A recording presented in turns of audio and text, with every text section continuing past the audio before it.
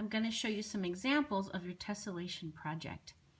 As you look at each one of these, see if you can figure out what shape we started with, what technique was used, and what transformation created this. So, can you tell what shape?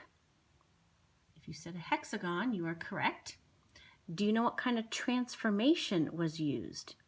Was it a translation? Was it a half turn? Was it a glide reflection?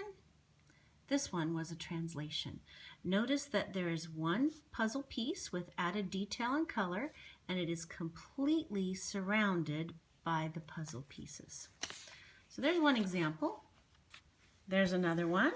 Cute little clouds that they added. Again, here is the puzzle piece and completely surrounded. This one didn't need too many details because it was a pretty amazing shape to begin with, kind of like Escher. And again, if you look at this one, you could tell that this maybe is not just a basic translation. So the nice thing is that when you turn in your project, you're going to tell us how it was made. And so if you look here, this is the working copy. So you can kind of tell that it was made out of a random quadrilateral. And then how exactly was it? Well, because these squiggles are only going from here to the midpoint, you can tell that it's probably a rotation around the midpoint. This was the puzzle piece. And of course, that's the finished product. You can be creative and give it a little title. For those of you that are artistic. Okay. But be careful, this one did not receive full credit because this angel right in here, as you can see, is not completely surrounded. There's some little gaps in here. So just make sure that every single piece is going to be completely surrounded. So here's some examples and what goes on the back. So on the front, you need one piece that is completely surrounded. And then on the back, you'll have the original working copy and the final puzzle piece. And so that can kind of tell you how it's made. Even giving a little title here would be helpful. Here's one that's been added, some glitter, blonde fairies. This was pretty amazing on the back. So it hard to start with a hexagon and some translation. This was the puzzle piece, and then they actually put one on the back that had all the detail. Here's a peacock one. And if you can look, probably a kite or maybe a parallelogram. And then you can tell that they went from the vertex to the point, so probably rotation around the vertices. Now, sometimes you can try to make your favorite thing. This student tried to make dragons for a really long time, got really frustrated. This was her final thing. This next piece, this gentleman, this was the very first tessellation he made. In class, it was a perfect elephant, so it didn't take very much work at all. So you just have to practice, and sometimes you get lucky. I've had students that go overboard and add lots of color and fill up the entire page. That's beautiful. Okay. Or if you don't like color, you can go in with the Pegasus look right here. And again, you don't have to fill up the entire page, but you know, it is impressive. Speaking of impressive, this person chose to do 4 different tessellations here, here, here, and here, all on the same underwater scene. And then the cool thing is they have their working copy, their puzzle piece, and then look, they even colored it 3 different ways. Working copy, puzzle piece, 2 different ways, working copy, puzzle piece, and final thing.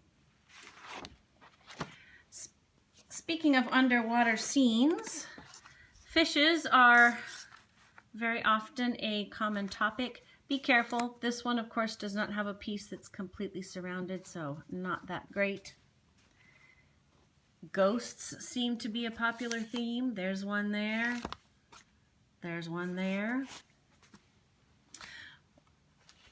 Or another popular theme is where you put your tessellation on a bigger copy of the same puzzle piece.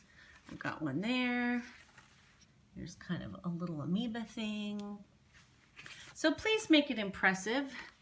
Here's some examples that aren't that impressive. I'll try not to make sure you don't see their names. I often get lots of flags. Oops, upside down.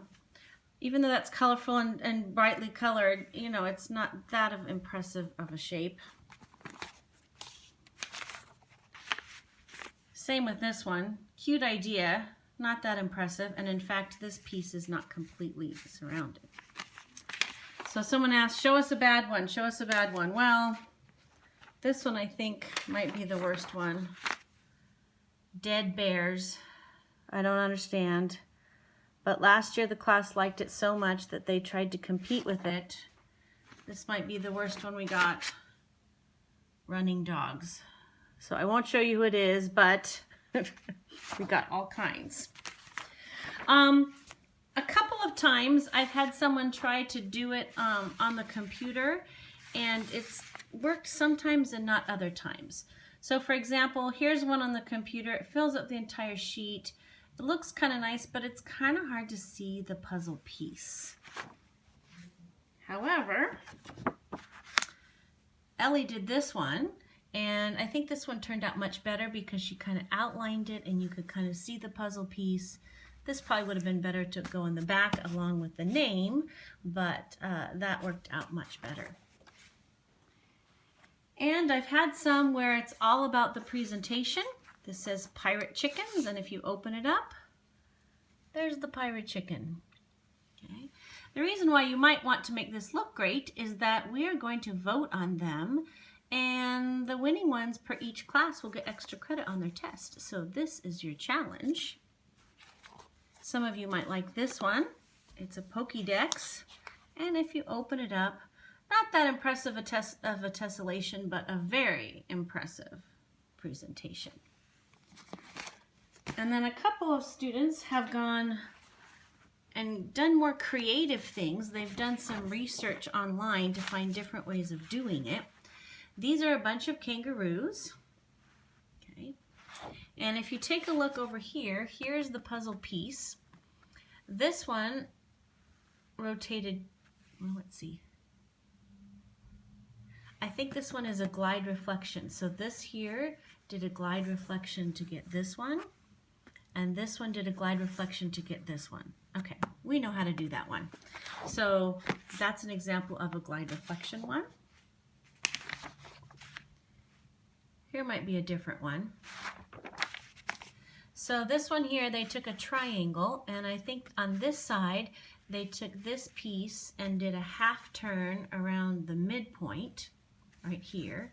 And then they took this squiggle and did a rotation around the vertex. So they did a combo of the two. And then here's another creative one, a little frog. And I think what they did on this one is they took this one and translated it down like this. And then they took this at the midpoints and rotated around the midpoints, and it went in there. So it's like combo ones. Make sure it works before you start filling in the whole thing. So there's some examples of our tessellation project.